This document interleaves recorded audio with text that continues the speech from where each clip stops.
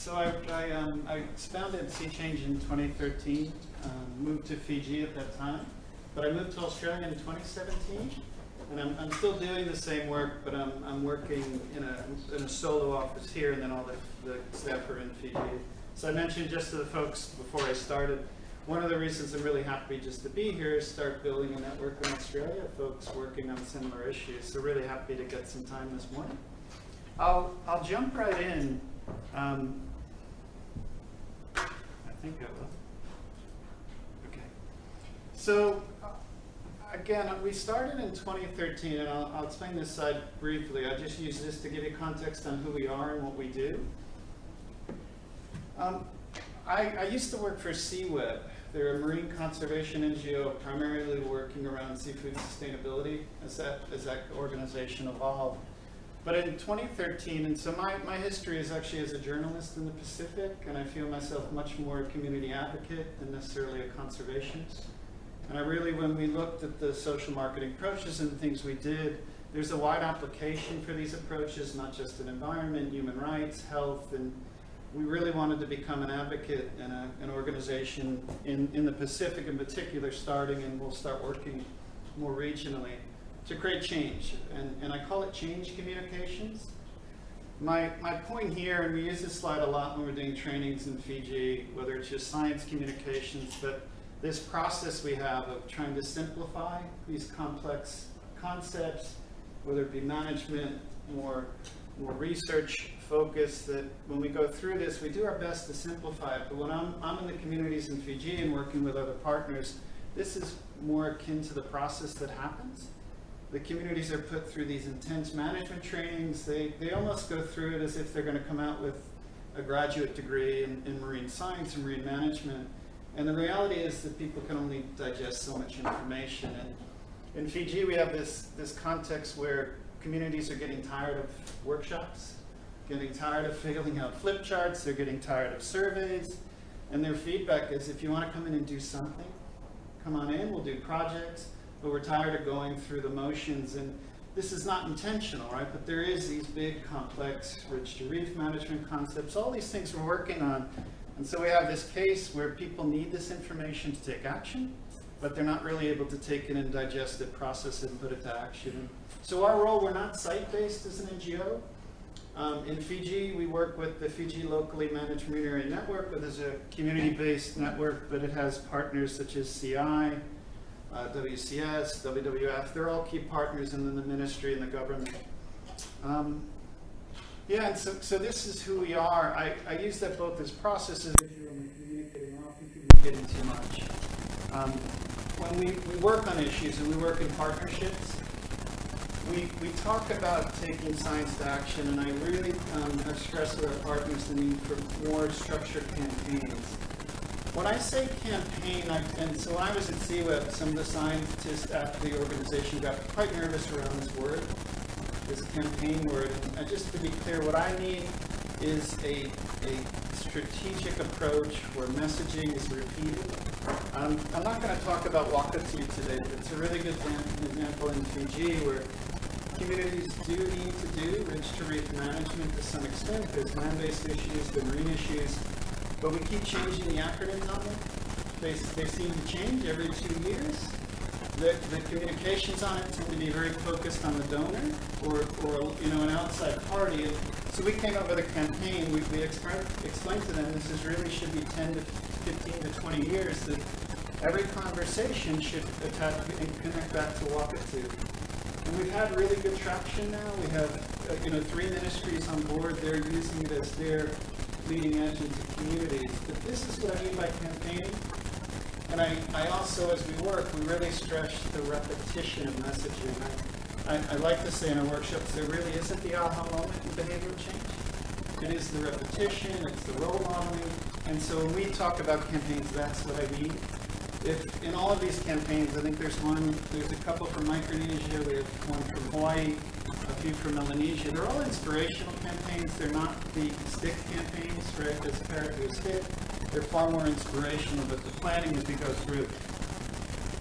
This term, it gets more and more of a buzzword with this term social marketing, perhaps behavioral change. communications for development in the UN sector is how they like to describe it. I use this quote just to really simplify it, because we deal sometimes in workshops, people think social marketing is social media. It's not really the essence of it. Social media is just a tactic. We're talking about the strategy, and this is much more used in the health sector, but this idea that when we're approaching change, that we really understand the product in the sense of this is product, price, placement, and promotion. It's the private sector marketing pillars. Yeah. In the environment, say, it's much harder because there's a cost, right, to me not fishing in an area. We need that incorporated in our outreach. We're not going to just dump a barrel of information, raise awareness. We're really going to figure out, can you take the action? What is your barrier? Barrier to action. The challenge with the environment is often the benefit, right? This product I'm getting are down the line. It could be 10 years, it could be 20 years before I see a fisheries recovery, right, in certain cases. So this is a big challenge. When we work on these issues, that's how we discuss social norms. Like in a Fijian community, I'm using Fiji as the case study, but we do this in many areas. Why we talk about shifting social norms? Because there's an intellectual process, but there are daily needs to be met, right? And if you're starting to work on the social stigma around actions and perceptions and beliefs around behaviors, you often have a better leverage point than these far-off benefits. Because in fishing, it's everywhere. If I don't take it, he will. Right? And so when we're dealing it, when we're talking about this approach, that's what we're talking about. And again, in any maybe initiative you're designing, we would just really stress that we figure out what the barrier to action is. Just sort of periphery examples. Just in the case of smoking, I actually now forget the time span, but I think it was in the 90s in the United States where they were making a lot of progress in awareness around smoking, and then the sector was getting quite frustrated that they were not dropping off, that people weren't quitting smoking. And they finally went and talked to people why they couldn't quit. Why aren't you worried it's going to kill you and going through all the health impacts? But they couldn't quit. It was an addictive habit, so they needed help quitting. And they shifted in the States to focus on helping people quit from just telling them it's bad. And so this is what I mean by, you can sort of tell people what they need to do, but if you don't understand what it takes for them to take the action, you're probably not going to be successful. And this is when we were working with the Fiji partners, what we're working on. This was an example, I forget the book it's in, just the fact that this is a case where they needed these mothers to use oral rehydration solution, and they got quite frustrated. There was very little uptake on the use of it. And so people had this attitude that they were just ignorant, they didn't get it, they didn't really understand the issue. But when they went and interviewed them, they found out the clinics were too far from their homes. So they had family obligations to meet that they couldn't possibly get to the clinic and back and meet the immediate family obligations. And there were socially, there were real implications of not meeting that, down to the in-laws, dinner making. And so all they needed to do was move the clinics closer to the women, and then the uptake happened. And so as we look at these issues, these are the kind of things we want to look at. Recycling in the U.S., just quickly, it really took off more so in areas where you could provide curbside. I lived in Hawaii for a while, and they didn't provide a curbside, and it was too far to drive. It was 5 minutes away. It was putting in the car. So the difficulty of taking an action is important. What's the price the person what they're willing to pay? Just benefits versus cost. And I'm almost through the preamble, and we'll get into the study, but I just love this story. So this is on the Nang Coast, the North Coast in the Nang Province. This came in through World Vision and WWF. I was just there to help with some community trainings around community reps, but they showed me some of the successful projects they had. And so this is just a good example of barriers to action. So there's a lot of financial literacy, capacity building now in the Pacific everywhere. But in the case of the North Coast, she's about 3 hours by transport. Maybe it's just a van, a bus, to the main town where she would have to go through a number of steps in order to participate in the National Microfinancing Initiative. She'd need included paper ID, you need a letter from the provincial office. And so all of these barriers made it too difficult for her to apply the training. So they kept training her. She didn't call the trainings. But this model came in, I'm not sure where in Africa, this is just through World Vision. This process is the women in the village can operate their own savings. And so a different woman gets a key to each lock. Another woman holds the box. Another two are elected sort of chair and vice chair. To open this box, you need the whole group. You need a formal meeting. Because she told us, in the old days, she would go and bury, she'd literally bury her money. But somebody from the family would come, they'd need the money, she'd have to dig it up and list them. Right? And so this allowed her to start having a little bit of savings. And then they're looking at building canteens, just in the small businesses. But the point was she couldn't take the action no matter how much training and information we shared. So, and I apologize, I don't know where everybody's background and focus is. I'm just going to reference. So when we go through a process, typically when we come into a partner group or even with funders, they deal with communications as the tools and tactics. Even when somebody wants to design a campaign, everybody gets excited, we want to make a bumper sticker, right? We're all into the slogans 5 minutes into the meeting. My point is, just like any other strategic project you have, you go through a strategic process to have very smart objectives. And there's big, broad complexities around the issues. We get brought in, and we want to raise awareness. We just won't do it. We need to know what people are what action you want to take, and then we go through a process to understand the barriers. We'll go in to understand what motivates them, who motivates them. So this is the process. This will all now come relevant to the case study. So sorry, before I forget, so the tool is called SmartChart, which is smartchart.org. It was out of the States. It's made for nonprofits who are struggling to do any kind of advocacy and communications campaigns. It's not full-blown social marketing, but it has the core steps. And so this is actually from the booklet that they created. I don't know if it's legible in the back, but this idea that just incremental change is the other thing that's a core component of what we do. That these big challenges won't be solved in one big step forward, but it's going to take several steps. So the example is becoming a celebrity chef. I want to be a celebrity chef. I wake up tomorrow. And so maybe I need to know how to cook. And implement the incremental steps. Talks about working as an apprentice, opening a 5-star restaurant, writing a book, getting a TV show. But there would be a systematic steps to that. And I'll show you in a second how we did this in Fiji when we looked at incremental change to more transformative change around fisheries issues. Is this okay so far? Now I'm going to jump into the Fiji bit.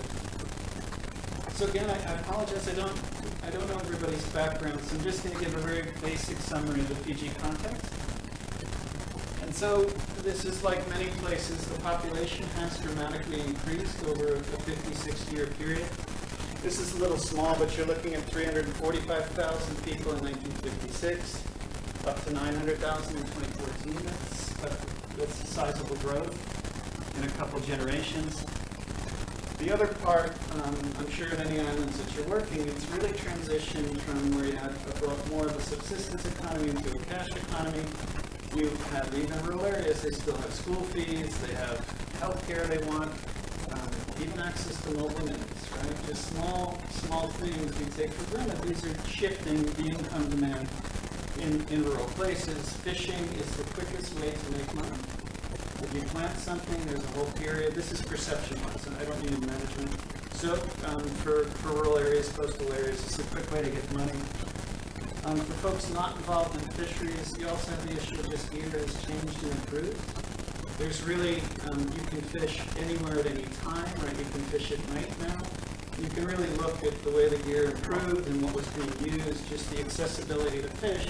They used to have some refuge, right? At night, it was difficult to fish without a light. And so even just the mask, as you go down, it's really been driving down.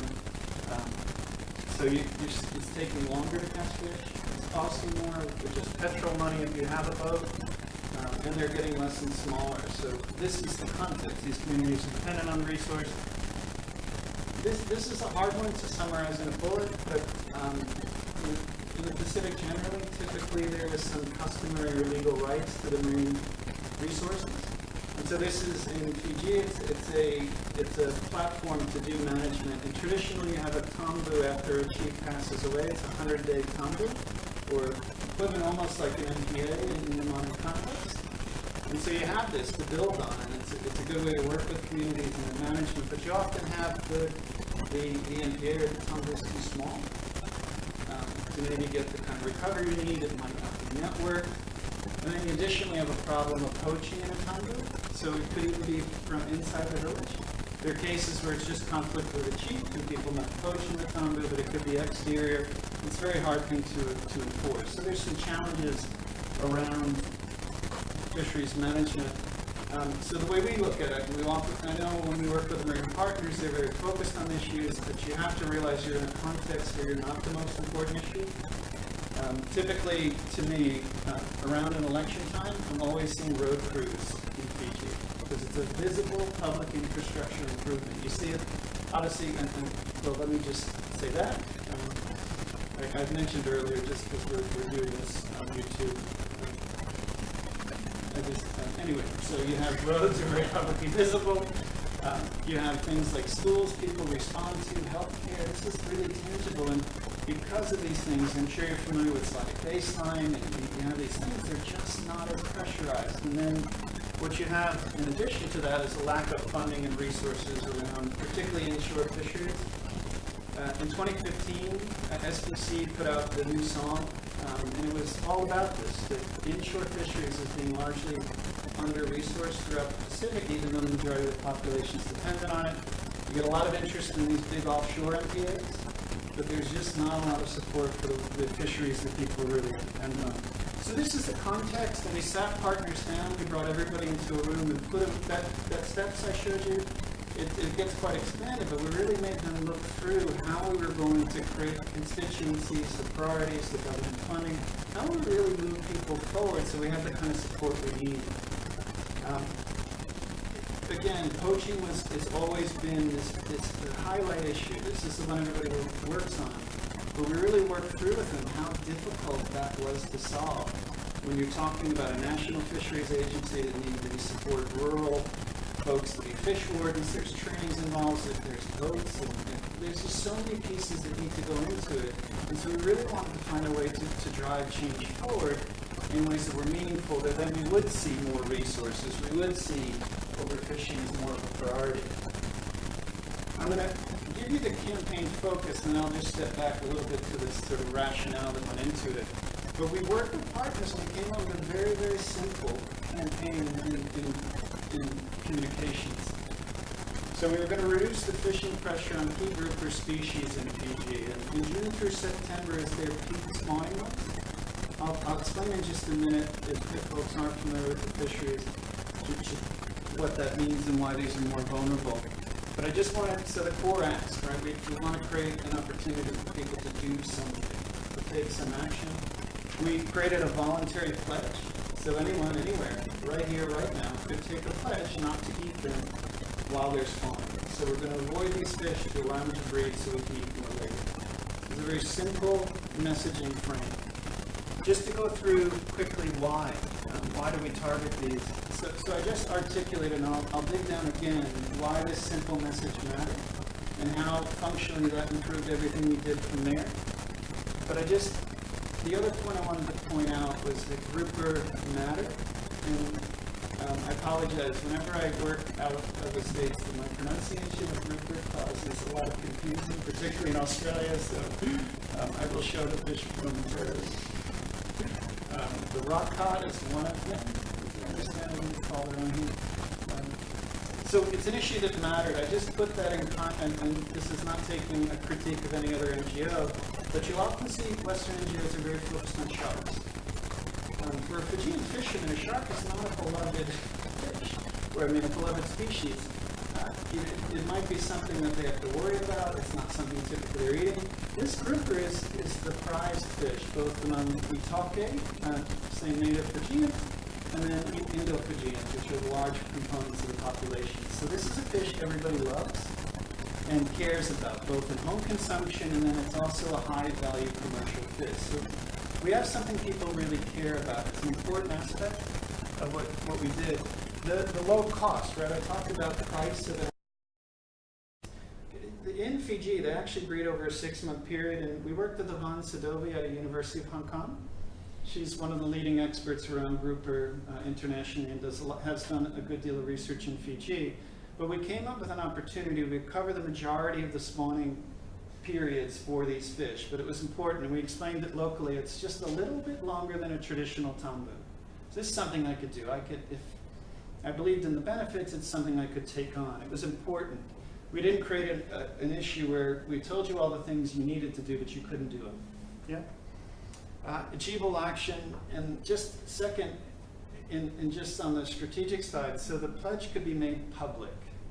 So the studies have shown, or the research has shown, so if I pledge I'm going to use the right cleaner at home and it's in my house, I'm much less likely to keep this pledge than if I make this pledge publicly and they have to write their name on the board. And then because of the communal nature in Fiji, these are a social gatherings, and she had a really nice opportunity to create a social norm around the behavior.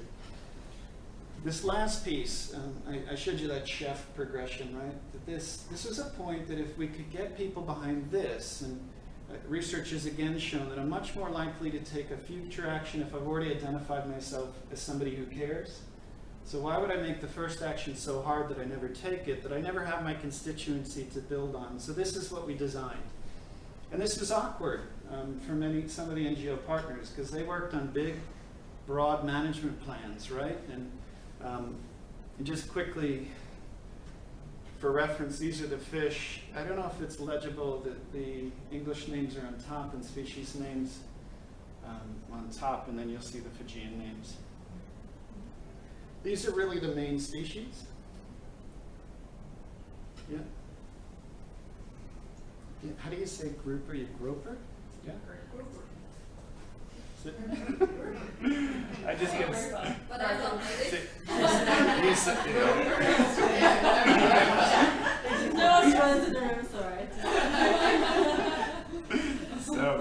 So we're over that.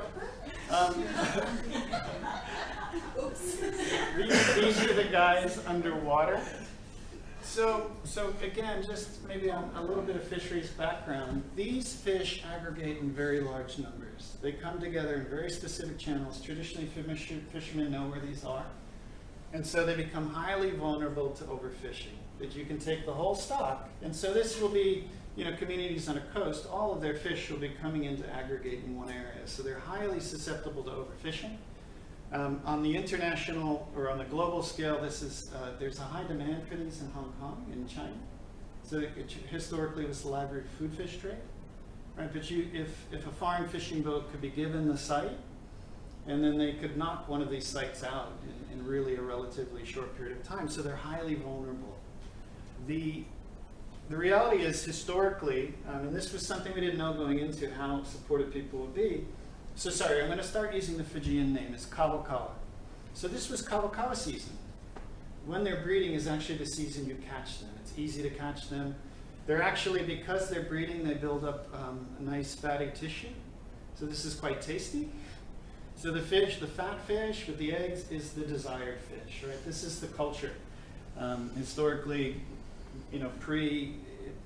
before the income demands increased, before the gear improved so much, it wasn't a problem. But now it's a problem. You'll see it. This is from the market, and it's easy to see. It's quite visible. As I told you, something easy to communicate. Anyone can go into the market, and particularly in July, and the fish will have eggs in them. As our campaign went on, they started cutting the eggs out to pretend, right, that it's not pregnant. So you'll see that, this is what happens. We had a very clear problem. Sorry, I meant to say, so these slides right now are ones we use in communities with partners in Fiji. Next 4 slides are all, and I just wanted to show you how compact the messaging is, and then I'll show you how we leveraged it. So these are called spawning aggregation sites. I think I've been using spawning this whole time. We actually use breeding in Fiji. The word spawning just doesn't do well. This idea of breeding works. It's just, you don't want to create too many barriers to the to the message. So these were, we just presented a very simple picture. Sometimes we don't even use these numbers because it's another step. What I just explained to you, there's not always an interest in the aggregation sites, but we could show them that we've seen this kind of decline in the fishery over a short period of time.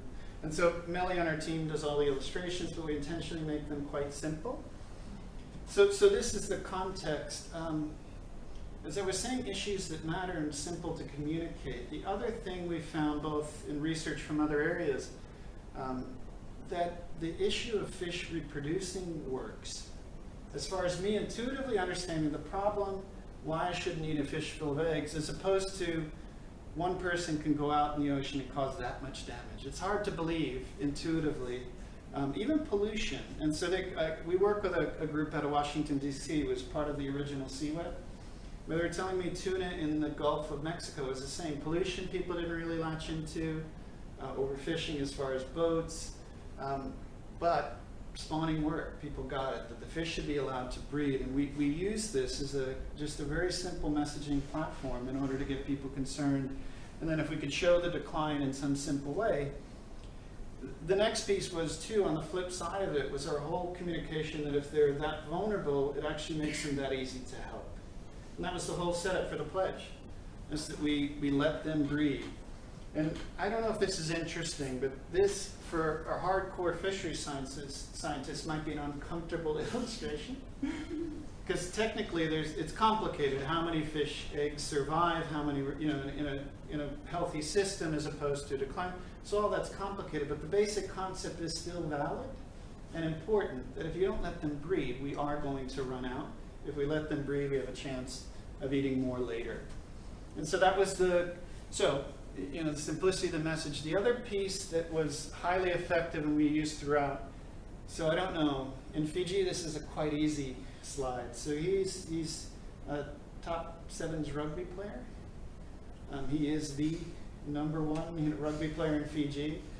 I remember interviewing a guy and we're showing him some of the drafts and he just can't stop. The whole interview was derailed. He couldn't stop talking about Serevi for the rest of the interview. So he's a powerful figure. And my point here too is that secondarily, or in equal importance, is the role models that you use matter. When I was with CWEB, there was real focus on helping scientists communicate better to the public. I mean, this is no offense, but Serevi is still better. So if we could come up with a simple message that Serevi could participate in and we could communicate, it was amazing. And I talked to some of the site-based partners.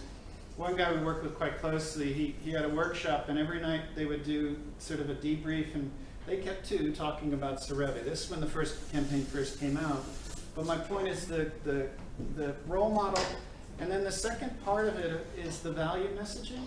We tend to very much focus on the scientific benefits of what we're talking about, but it doesn't really capture the target audiences in the same way that Serevi's talking about something culturally important to him in language that's important. And so Serevi did Itoke. Itoke is for the word for the Fijian language, the native language. So he would do ads in the Itoke language. But it was important to have that. And so for FJ or for Fiji, I will pledge, and this is why. This was basically the messaging platform. And so we did longer form stories for every why. So everyone all the way around the world playing rugby, and the things that carried him through were his traditional culture in the church. This is very common for a Fijian to express themselves that way. But even at our launch, and he's not in the next slide, but a traditional chief started talking about when the land got ceded back from the Queen. I never saw this coming. We would never have developed this kind of messaging, but he was talking about the rights of ownership. In that context, he was speaking to fellow Fijians as a traditional leader. The other part we have here is just we used a host of champions, each activating a different network. So I put, and I think the title, just leveraging networks. It was important that these individuals took on the campaign. It was simple enough, right? We could easily explain it, and then they would share that message out. So Tui Madawata, top left, is a traditional chief in an area where the fisheries are the most healthy. This is a fisherman on the top right. They're different individuals. We had women role models, and 2 Indo-Fijian role models. This is a church leader, which was another piece. I'll explain in the rollout more about the church's participation. And then we really had simple activities. We were a very small team at that time. It was myself and 2 other people, and this was not our only initiative. So we did pledge drives. Just lucked out in Fiji. There's a whole process to electing your queen contestants out of your towns. Then they come together to become Miss Fiji. There's the same for the men. So there's all these festivals. We were there at every festival, and all people had to do, they would hear the problem, explain it, they would write their name, take their picture, and we post it on Facebook. Same, we could go on talk, we do talkback radio, which is nice, it's long form, but we could go on with this DJ and explain the campaign. We just sit prior to, the music's playing, we'd explain it to him, and then he would explain the campaign to his audience. And it was extraordinary, because that's how simplified it became. The use of, okay, this is a celebrity chef, same, it just gave him a platform, a simple part to engage on an important issue. Lancito is not from Fiji, but he's sort of an icon in his own way. I think he's the only celebrity chef in Fiji. He's got a TV show, so he's quite well known. So he did his column for the Fiji Times on it. This is just the launch. Facebook was extraordinarily useful. In the Pacific, it is surprising how many people are on Facebook. Certainly some of the countries have less access to an information network. But so the guy in the picture in the Facebook ad won. He was one of the gold medal team.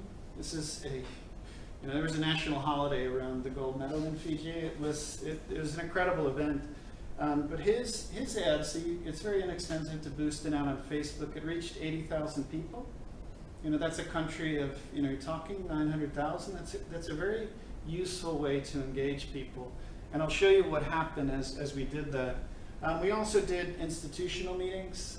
Unfortunately, this is the UNDP meeting, but we would go present to business. But we would do, it's a very compact presentation, 15 minutes. We run through, this is the problem solution, will you pledge support and share it with your network. The other part that was critically important is that it also went out to the communities, and so we went ourselves, but also through partners. We had small toolkits that they could quite easily incorporate into their workshops and their visits, both the Ministry of Fisheries and the key partners. So, we launched that around the value messaging, the simplicity of the messaging platform. So one of our first pledges, the top left, was the Methodist Church of Fiji. This is the largest religious institution in the country. And so just to accent what I'm talking about from a strategic standpoint, so good stewardship is a core pillar of the church in the Pacific. But like everyone, they have a hard time mobilizing that. So what do they do with that in a big church system with a lot of priorities? So they came to us and they took on the pledge and committed to distributing it to all their churches through their Sunday schools, right? And it's quite an extraordinary thing. It's a mutually beneficial relationship, and it's just as we went through the partnership, because these guys, when they go to the village, because this is the top fish, this is the fish they get served. So they're quite nervous. This is always going to be the one. What do I do? Because we're working with the leadership, but the pastors were asking this question. This is the Intercontinental Fiji. So I mentioned we were a small team. They contacted us to become a champion. Right? They had seen it on Facebook. It's a small bit of promotion. It's being shared and liked. This is the Ministry of Defense. So they decided they, as part of corporate responsibility, also wanted to pledge and spread the message, and they decided the framing is food security is national security. I was trying to think what that would look like in my home country, my original country, the United States. Would that ever happen? And so, yeah, that's another. So this one, so my wife and I were home, and this is, so they have it's a lead up to the Miss Fiji contest. And they have a component in it where they have a sarong competition, I guess it's called. But anyway, we're at home watching, and these two women come out, and they've incorporated the kawakawa into their sarongs without us asking them. They decided on their own. To me, it's always been quite comical when they force climate change into the festival, the Hibiscus Festival, and the questions are complex, the answers are not complex, so it gets quite messy. This is a real opportunity, simplicity. I could take a stand and have a showing of it. So this is what we started to see when we followed those rules. We made those strategic decisions. This is the Prime Minister of Fiji, and so he just showed up at one of the booths, took the pledge, and that was it. Right? Here we go. We have the Prime Minister.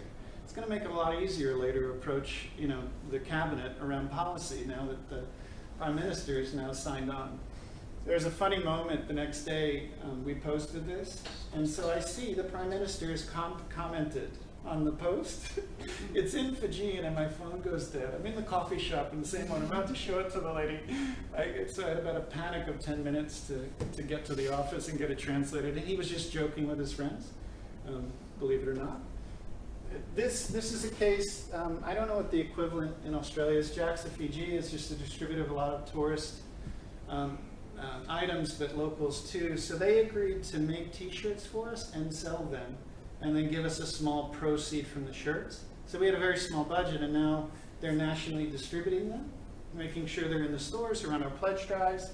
Digicel, I saw this on my own Facebook feed. They were running ads because they became a champion too. It was, it's the coastal break. This is the rugby team that they won 2 world titles.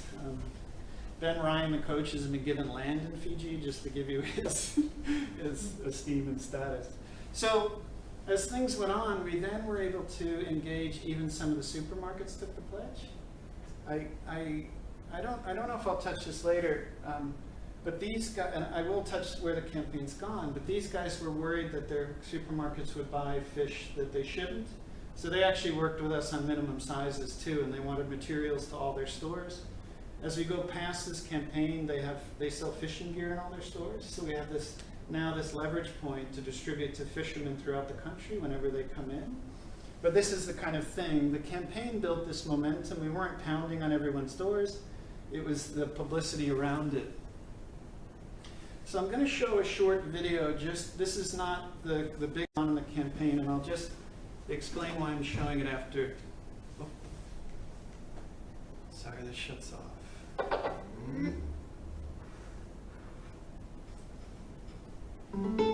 That's the sound. Okay. No. Wait, I'm gonna. If you don't mind.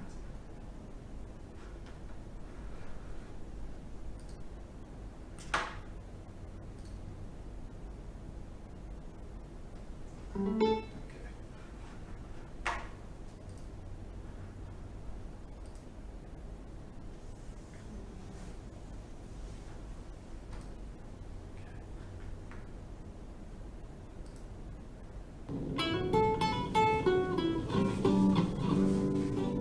My name is Lati. I currently hold the position of CEO at the South Pacific Stock Exchange, and my paternal link is to Vulnerabilities, and my maternal link is to Bureta of Oahu.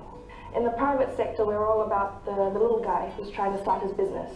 I have a soft spot as well for small businesses, and I know that if I continue on this same track of consuming without thinking, then the guy who relies heavily on Kaukau and Don now for his livelihood, for his small business, that opportunity is going to be foregone in the not so distant future.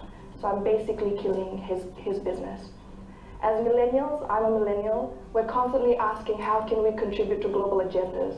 It could be climate change, environmental degradation, and more often than not we keep thinking global, and we keep thinking maybe I should pledge this thing that's going on in Australia or New Zealand. But we don't think about the realities that we have here in Fiji, and this is one of it. You can think about making changes, but in terms of enacting that, you can do it right here at home in a very practical way. So that's why I've decided to take the pledge this year. Between the months of June and September, I forego consuming both Kaukau and Donu. And I've also made the conscious decision to make that a lifetime commitment, so it's not only for this year, but also moving forward. Personally, I really enjoy eating both Kaukau and Donu, and I hope that years from now, and for the rest of my life, I'll still be able to enjoy the same. So my point showing this video is so our team went down. We have a videographer and a journalist who works a part of our team, and that was her video, that was her message. And this is a couple of years in, but I in my own way was just blown away that she's taken this. That's her message. That's not ours. She's a Fijian in Suva, and she's a role model for youth. And just how she expressed herself was, usually we're sort of pushing these messages, and she on her own came up with this kind of frame and story. It was just, it's encouraging in the way that the campaign really has been a Fijian campaign. And as she said, it's not from Australia or New Zealand, and that's not a shot at Australia and New Zealand, they're looking as, you know, they're great, good examples from other places, but this was theirs. This was their campaign. So just as a kind of snapshots, over the years we've done it. It was launched in 2014. We've had 20,000 individual pledges at all those events, and that's people who've taken it publicly, but they also go home and engage their families. We've heard countless stories about people coming home and saying, that's it. I remember the lady from UNDP told her husband saw us on TV just the night newscast, and then he came in and just told the whole family no more kawa kawa. And he was, you know, he wasn't always supportive of all the other initiatives she had, but the role modeling, the messaging worked. We used a consumption survey that we had done around some pre-campaign surveying just to show people what impact it might have, showing some positive reinforcement that what you're doing has some positive impact. But we were having the hotels, the supermarkets, the village pledges were also an output we didn't anticipate. The fisherman we launched with, he's been sort of the inspirational story for us internally. He came to our launch before we had anything, brochures, fish boards. Basically, we had a website we needed to launch and get rolling. He went back to his village and started going to the monthly village meetings. And he proposed that they have a village level ban during the spawning season to help them recover. He did it all on his own. We heard about it after it happened, but he did this on his own. We just heard last year that Loud Group is more of a remote group in Fiji. The chiefs there heard about we did a talkback show, they heard it on the radio, they then banned fishing of kawa and donu. But in the subsequent years, without us, no input, they went and targeted other fish that were declining, and they picked the spawning seasons and now have protected those. But this message has been, right, this is the uptake we've seen. And the whole point was an elevated discussion of overfishing and fisheries management. I'll get to that in a second, and then this to me, that this 93% would support a national ban. In this, and we got this question from the onset, why don't you just ban it? But our whole point was this really needs to come from the people rather than just a top-down management. You know, this is not something that's commonly done anyway. And so to have these top-down management measures generally don't work. And then you're dealing in communities where they have customary rights. It's quite complex to just do these top-down management. But anywhere in the world, we've generally seen top-down management hasn't worked. So this is the kind of outputs we've seen. This was that other piece when I was talking about incremental change. We did a survey just around how the campaign made them receptive for other issues. And so we're seeing they're more supportive of fishing rules and regulations, that more concerned about losing a way of life, want to know more of what they could do. This was the whole point, right? A platform going forward and wondering about how other fish are doing. Then in June of 2017, Fiji formally announced they were going to, you know, with the support from the campaign, the clear articulation of the declining fishery, they were going to do an official ban. And this past year in June, they passed a seasonal ban, a 4-month ban, and on the fishery. So this is obviously a direct output. You have all the support. We're now moving into the management piece. And this is, I'm really focusing on the strategic platform. And so this to me was a huge accomplishment. We were, you know, this is incremental change. Well, now you have a ban. What about the enforcement? We were quite concerned you would pass a ban, and what's fisheries' credibility if they tell the whole country that this is a big problem, we need to do something about it, and then for 4 months everybody's buying them in the market, right? The credibility is really problematic. But so we had a meeting with the Minister of Fisheries prior to the implementation, and he mentioned we've been blessed. This is nothing to do with our campaign, with really strong new leadership at the Ministry of Fisheries. And so he was struggling. So the town councils manage the fish markets, and so there needs to be more collaboration and coordination if they're going to enforce. And so he told us this. They were working through those issues with the town councils. So I left with our guys and said, well, let's go call. And so Nassori is one of the big townships in the Suva area. So let's just call Nassori. And so we went down to Nassori. We gave them a pledge board. They signed it, and they committed to helping enforcement. Right? In a half an hour, they were on board to help implementations. We then went around all over the country and got all the town councils.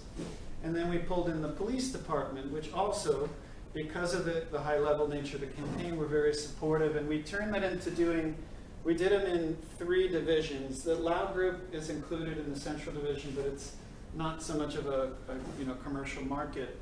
And so we did just a compliance training with fisheries where we explained the campaign. We had at that time created a documentary that they could show. We gave them the fish boards, and then fisheries took them through the enforcement training. But it was an extraordinary partnership that didn't exist prior.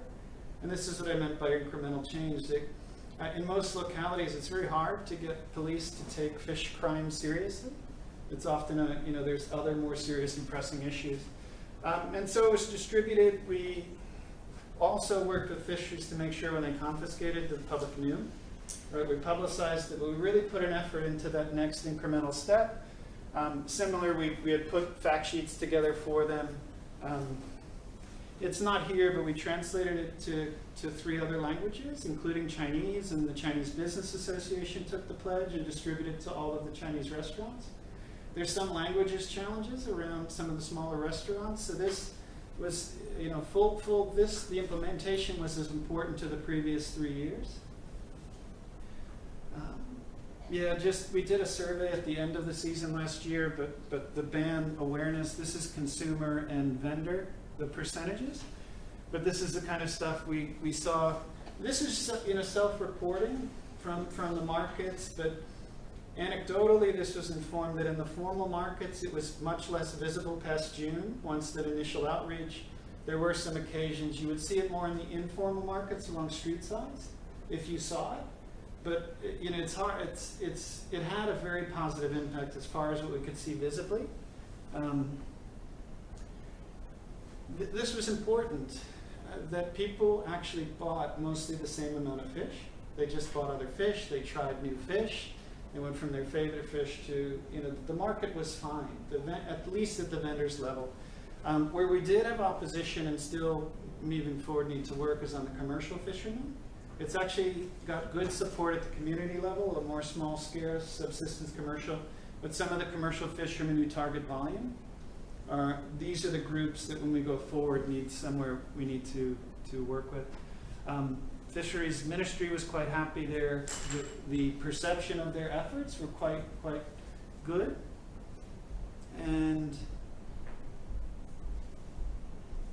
generally we just did the broader issues, whether they were more interested. So I have a couple more slides to wrap up. My whole point was this incremental change, and we now have a platform in order to engage more people who are supportive, have identified that they want to do something about overfishing. And so I was in Fiji the last 2 weeks. For us, so there's been a lot of work around minimum sizes in Fiji. There's some new research. It's from a research side, it's been extraordinary, as I understand it, from the partners, and it's very hard to get minimum sizes in coral reef fisheries. They're quite small. There's not a lot of money in them to have continual data collection, and so there's been some work over the last 4 years in Fiji to develop a system where that can be done, and we now have updated minimum sizes. And so the whole point was to move from now, we've helped Kawakawa and Donu, how do we help the rest of the fish? And so this is this incremental piece. And so I'm working on this now, but it would be the same. You would have a voluntary pledge around undersized fish. It would be voluntary, so this is almost equivalent of a consultation process. It'll be done at the community levels and the national level, but this would be the incremental piece. And as Ministry of Fisheries, with its leadership, is now building out its enforcement units and compliance units, and it's been a very beneficial partnership. And we're taking the learning that we do have, these really highly effective messaging around reproduction.